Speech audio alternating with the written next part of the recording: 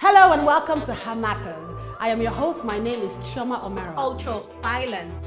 Again, silence, because if you even try to say, oh, he did this to me, she did this to me, people then say, where's your proof? Are you sure? Now, what I've seen is parents are not talking to their daughters and their sons. They are not talking to them. So when people now think that if someone in the medical profession or in healthcare or in that field carries out the process, it would be safer. The other part of it is the way we structured our healthcare system to actually selectively, remove these pager medicine vendors out of the entire health loop. We don't officially recognize them, but there's a significant role they have to play.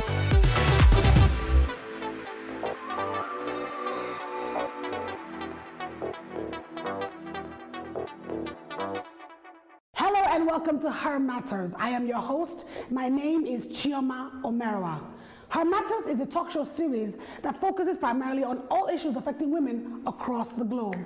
Now today, our topic is youth, sexual reproductive health and rights. And joining us virtually via Zoom is our guest, Margaret Bolaji. Thank you so much for joining us, Margaret. Thank you for being here. We appreciate you indeed. And Margaret Bolaji is a social worker who works with sexual and reproductive health and rights, especially in the age group of the adolescents or the youth or the young people. Welcome to Her Matters, Margaret. Thank you for being here. Thank you so much. It's amazing being on the same show with you, Chioma. So I want to go ahead and dive right in. We know that youth sexual health and reproductive health is sort of a very touchy subject because you don't want to put youth and sex here in Nigeria in the same sentence. So why do you think that these two words, youth and sex, are seen as polar opposites? Why is there such an aversion to talk about youth and sex? Because in actuality, they are quite close, those two words, because we know what's happening in our world today. But why do you think that is such a almost taboo connection between youth and sexual health or sexual reproductive health? Thank you, Chioma. And maybe it would be great to just start by defining what sexual and reproductive health and rights is.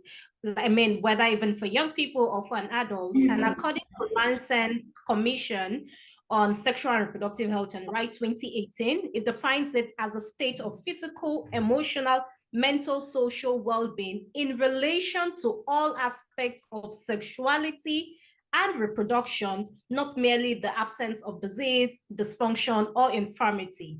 So again, if we then put this together, side by side, adolescent and youth, then you wonder why we would not want to talk about issues like this. A very quick fact is that the proportion of unmarried young people that have begun or have engaged in sex within the past 6 months, according to the National Demographic Health Survey 2018, it's actually 35.1% among males and 25.9% among females. What does that tell us? If you have 10 females, it means 3 out of those 10 who are married have engaged in sex in the past 12 months. So why exactly are we not talking about this issue? It almost looked like to me, it's like before you get married, you should be non-sexual, like you should not know nothing. And that immediately after the wedding, you should become sexual. So talking about the abortion, the issue is social cultural issues, religious issue, but importantly is that people need to have, and I mean adolescents and youth, need to have adequate and accurate information about their sexual and reproductive health and right to be healthy, to be able to fulfill their potentials and be able to really say, oh, this is when I'm ready and when I want to engage in it. But if we keep quiet about it, then it means that they can go on and on, be uninformed, and that will lead to several consequences, which I believe we're going to still talk about. So as you said that, so how early in the life of a woman is sexual and reproductive health supposed to be a concern? How early? when we talk about sexual and reproductive health, particularly on sex education, we begin to talk about age appropriate. And that's to say that there is no time that it's too early and there is no time that is too late. Of course, when you look at reproduction, not just the sexual part, we know women of reproductive age are 15 to 49. However, we've also seen a lot of things happening, because when you talk about issue on gender-based violence, rape, it happens to children, unfortunately, very sadly. And that's why your 3-year-old child, as soon as they begin to start talking, they need to know, this is my private part. This is what it is called. This is when someone touches it, you say no, you report to mommy. That's part of sexual and reproductive health. So it just needs to be age appropriate, but there is no age limit. There is no time that is too early, and there's no time that is too late to talk to young people or even everyone about sexual and reproductive health and rights. Okay. When we talk about even educating our children, right?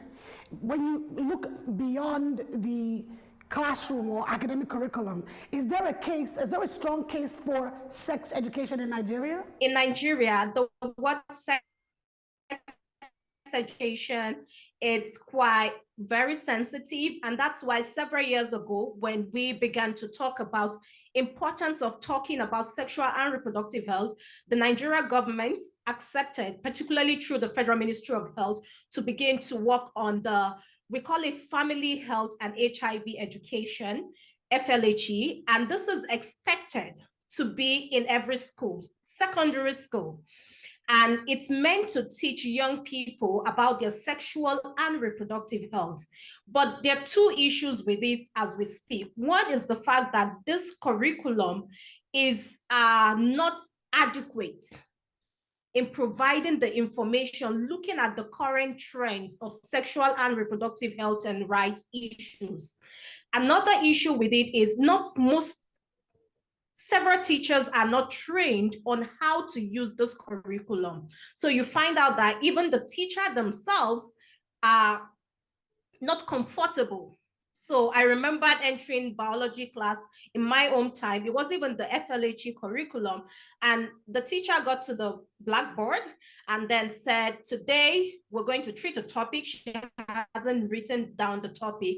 And she said, no question, no suggestion, no side talk, no smile, no laugh, a lot of rules. And then she dived down into reproduction and went on and on. And there were a lot of questions in my head I couldn't ask. And in fact, she dare not catches you to even be smiling at some of the things she was calling. So again, teachers need to be trained. More teachers need to be trained. So those are the issues. But of course, we have to give kudos to the Nigerian government for even begin to say, oh, it's okay to bring in FLHI, which is family life and HIV health. But again, how many schools are implementing this curriculum? And this curriculum is currently under review to ensure that it provides adequate and accurate information that young people can have access to and be able to make informed choices. For me, that's the key thing, that people have enough information to make informed choices about their sexual and reproductive health and rights.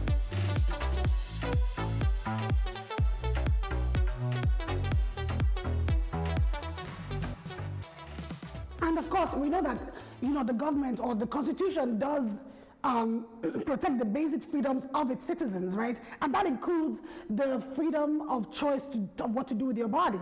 But we have female genital mutilation, which goes ahead and violates that whole bodily autonomy situation, like literally, because a lot of the women are mutilated without their consent, under duress, because of culture, or they are coerced by culture or by family values, whatever it is.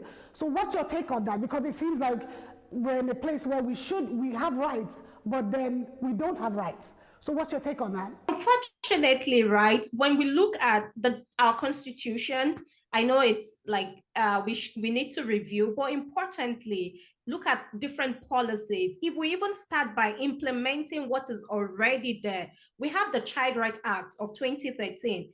How many states have domesticated it? And also in domesticating this Child Rights Act, how are we also watering down the content and taking away women's angles autonomy from them? Because when we continue to, I love my culture, I love African culture, I love being a Nigerian, but we have to admit that we have harmful cultural practices, and female genital mutilation is one of them. It has no health benefit whatsoever. It also takes away the woman's ability to decide for herself. So it should never be practiced. But the issue is, if you say yes, they do have the right, when those rights are violated, are the perpetrators brought to book? We have the VAP law, that's the Violence Against Person Prohibition Act. These issues are clearly stated there, the penalty. But how are we ensuring enforcement of this penalty? And so long as we continue to keep quiet and fold our hands and do nothing about it, then it will continue to grow, because then it feels like it's just there in paper, it's just on the shelf, nobody's going to hold you accountable to it. And that's why we need to continue to hold our government accountable. Perpetrators need to be brought to book. I've seen people even pride in the fact that they can do FGM and go scot-free. But these are clear statements in the Constitution, in the law, that needs to be punished when it's been done. But unfortunately, that's not the case. And that's why all hands must be on deck. It's not just the social worker, it's not just developmentalists, it's not just the media, which is very important, but even the forces, the armed forces, the police, everyone needs to ensure that we are making sure that perpetrators are brought to book when such happens. Okay, so speaking of perpetration of sexual violence on anyone, we have confirmed reports of violations against scores of young girls who are kidnapped all over the country. We've heard of so many incidences to that regard, or in that regard. Now, how do these violations affect these young people? How do you think it affects them? It's really very sad. When I have conversations with girls, I particularly, through Stand With a Girl initiative, we work at internally displaced persons camp. And when girls begin to talk about the ordeal they had to go through with the insurgency, banditry, and all of the insecurity in the country, it's sad because, one, the trauma, just knowing that your right, your body was taken by force without your consent, and just the nightmare, the way it continued to replay, it's sad enough. Now, when it then results into unplanned pregnancy, those are young girls who are expected to be in school. Most of them drop out of school. Again, because they drop out of school, it reduces their chances of employment. We know this is Nigeria, with your full degree, 2 degrees, master's, PhD, you're struggling to get employment. How much more when you're limited? I mean, your education is just cut short, because there's so much, like raising a child, it's not beans, it's a lot of responsibility. And then you find yourself in a community where people then begin to even say, maybe it's a fault. Maybe she wasn't well dressed, or maybe she was the one, she attracted it, or whatsoever. Those are trauma, those are issues that girls continue to face. But importantly is that it continued to stop them from fulfilling their full potential. Yes, it's easier to say you can pick up life, you can start again, but how easy the cycle of poverty then continues. The mother probably had similar issues, and the daughter is trying to fend for herself, go to school. It's just a whole lot of issues compounded together just by being unable to put, and that's why we need to stop it. Perpetrators, again, needs to be brought to book and ensure that girls feel safe. Most girls go on the street feeling, one girl particularly told me, when what do you dread the most? Said, when I wake up in the morning and I take a step out of my house, I'm not sure what it's in the day for me. And for some, even right in the house, it happens. So what can I do? And it's sad, but we need to continue to make sure that we play our role and ensure that girls are safe. It is their right, it is their need. And we have to continue to make sure we find an enabling environment where they can strive and be all that they've been created to be. Now, I'm so glad that you touched on that, because my next question has a lot to do with that, because we can only imagine the kind of trauma people who have experienced sexual violations go through. Now you want to add to that trauma conception or having a child out of rape, things like, and some of the I don't want to call them victims, some of these survivors never recover from the trauma that they go through. Now, it's almost like when you talk about the government and enforcing laws that have to do, and then let's not even talk about, they say there's a ban on abortions unless the mother's life is at risk. So you can't even abort a child that you're going to have that came from rape or that came from some sort of violation. I want to pick your brain. Like, I know what I think about it. What do you think about it? It's another difficult scenario, because at times I just wish that our policymakers can try, and I mean try, to put themselves in the shoes of those girls and women. So while I am a Christian, I'm proudly one, but I tell people, what would you rather have? You don't want to legalize abortion, but when we look at the data, several scores of unsafe abortion are being implemented every year, every day, and girls lose their lives. I don't know if God is smiling at us, really, because when you really look at the situation, those are situations that they never expected themselves to be in. And also even looking at it from the lens of the rights perspective, we all have the right to our bodies and decide what we want to do with it. But unfortunately, that's not the case. And that's why you hear a lot, you have no idea, crude methods that women use just to be able to terminate pregnancies. So either you're legalizing or not, it keeps happening. Unfortunately, quack, that's where they go to be able to access such services. So for me, it's always empathy would always come first for me before whatever law comes in. So would you try to put yourself in the shoes of those women, in the shoes of those girls, and ensure that people have access to information and services that save life? So for me, life first. I know that we continue to say, oh, but this, that, and all of that. So it's really important that we continue to see how best we can support women and girls and make sure that they're able to make the right decisions.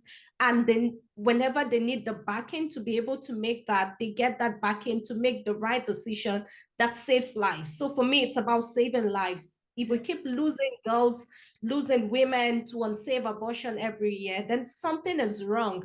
We can't keep doing the same thing the same way and expect a different result. Then we need to even speak with them the more and see from their own perspective.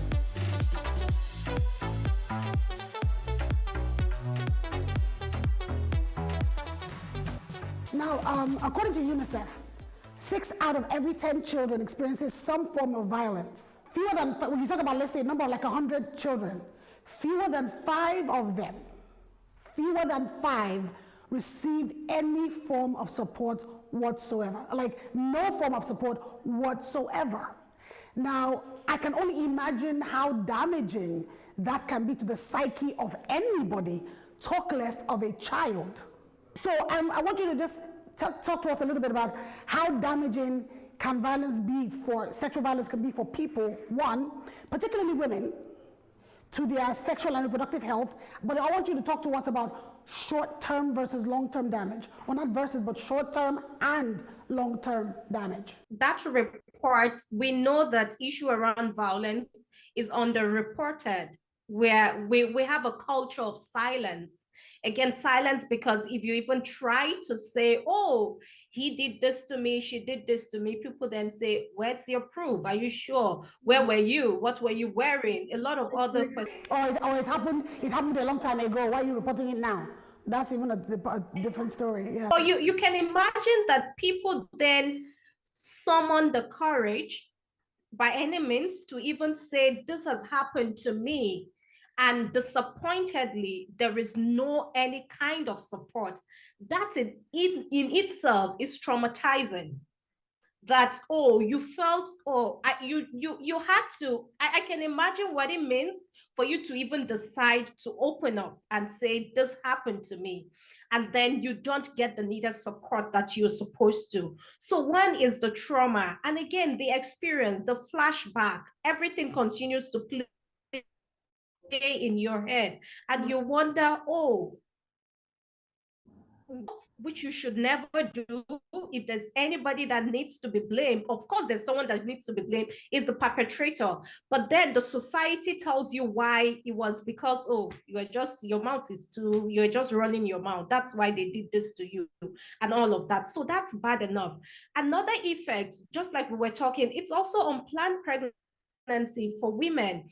So for some of them, they go about with pregnancy and then it just shows up. Ideally, you should have access to health services. These are part of the support, right?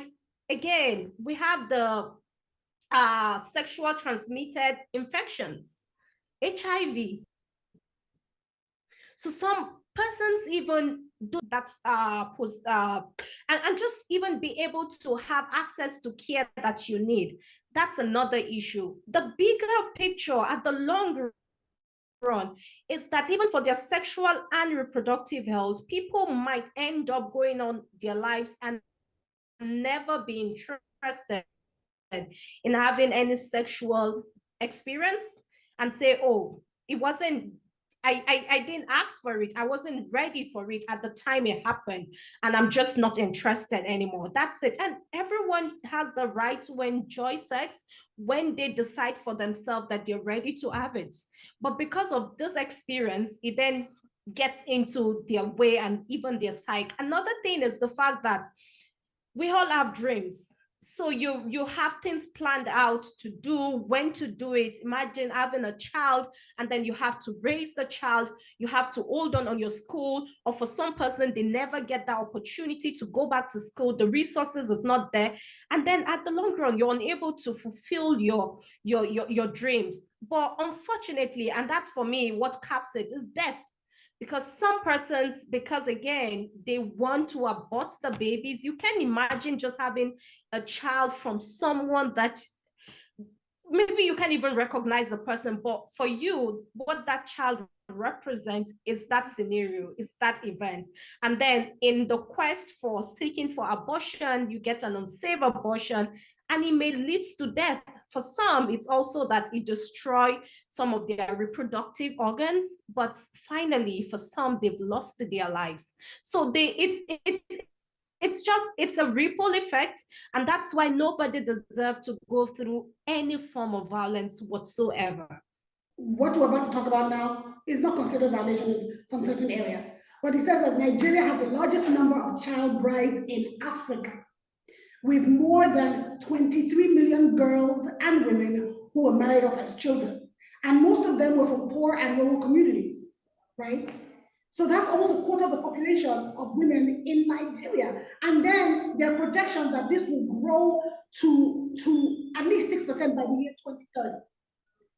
Those numbers are staggering. Now, what are the downsides of child marriage? And that's in relationship to sexual and reproductive health. Thank you so much, and good question. To start with, like, child marriage is child marriage. So it means that you have a child who, by our constitution, when you're below 18, you're a minor, you can't even give consent. So in the first place, how did that happen? Because you're not consenting, you're not an adult that can consent to it. At the most, you can give an assent, and then your parent can then give. But in this case, it's even taking the right, the innocence, the childhood of that child away by making them a child bride. That's one. The second thing is also the fact that at this point, not for every, I know that when it comes to issue around puberty, it ranges from, in fact, these days it's from 8 to 15 and even 16, depending on, but most times we've seen that child brides, when they then get married and then become pregnant, most times they do not even have that opportunity to decide for themselves when they want to start having children. Is the husband will decide it's time. And how dare you even talk about contraceptive? Like, I mean, because these are also part of their rights that are being taken away. And then they become pregnant. And because their pelvis is absolutely too narrow during delivery, too small. Yes, during delivery, what happens? Vesicovaginal fistula. And then they begin to pass urine uncontrollably. That is still sexual and reproductive health. Or then, even when they survive it, they have children. And then you have a child taking care of another child. You can, even for an adult, I mean, raising a child is not moi, I have to tell you. So it takes a lot from you. So you can imagine what it means for a child to do that. Unfortunately, the Child Rights Act 2013 states this very clearly, but because of the way the Nigerian system works, that's at the federal level. So each state would have to domesticate it. Several states, particularly in the northern part of Nigeria, have not domesticated it due to religious, cultural beliefs. And in some cases, they've had to water down the Child Rights Act and still put in some parts. But the truth is, if you're truly interested in the well-being, in the health, the education, the development of the girl child, then it would be very important to understand that. I've even seen legislators, and I mean decision maker, pride in the fact that they have underage children. Who does that? And that's why, honestly, for me, until we start making sure perpetrators are being brought to book, things will continue to happen, and it will just look like we're just in a state where people just do what they like and just pick what part of the Constitution suits them and continue to go. Again, talking about child marriage in Nigeria, the Constitution is very clear about it. If you're below 18, you're still a child, you're a minor, and ideally you can consent. Unfortunately, if you look at it, that is most likely at the federal level, and then states have to domesticate it. But in most states, particularly in northern Nigeria, we've seen how that domestication is still a strong hurdle. For some states that have domesticated it, it's been watered down. But it's important to understand that when a child gets married and then you're expecting the child to now give birth to another child, it's a huge responsibility. And also medically, you know that most girls at that point, their pelvis are still immature, and having babies could lead to vesicovaginal fistula and also social connection. So you detach this young girl from her peers and she's unable to have that interaction. For some of them, they can't even make that decision on when they want to have their children, and even the space in between. All of these are very important to ensuring that the girl achieve a full potential. But when that's autonomy, that right is taken away from her, then it just leave her to then at the mercy of the man, who usually it's even older, I mean way older than her. But for me, importantly, is that we need to see how best to implement our policies, our laws, and perpetrators need to be brought to book when such happens. Wow, thank you so much for just being here on Her Matters. Thank you for being with us. Thank you for your time and sharing your knowledge with us, Margaret. I appreciate you. Thank you so much. Thank you, Chioma. It's been nice being on this with you. All right, bye. And that's our episode on Her Matters. We'd like to say a very big thank you to, first of all, our principal partners, Worthy. We want to say a big thank you for this beautiful space, the Herbert Wigwe Foundation, and of course, to Hasty Health Initiative. Thank you so much for joining us. Now be safe and take care of yourselves.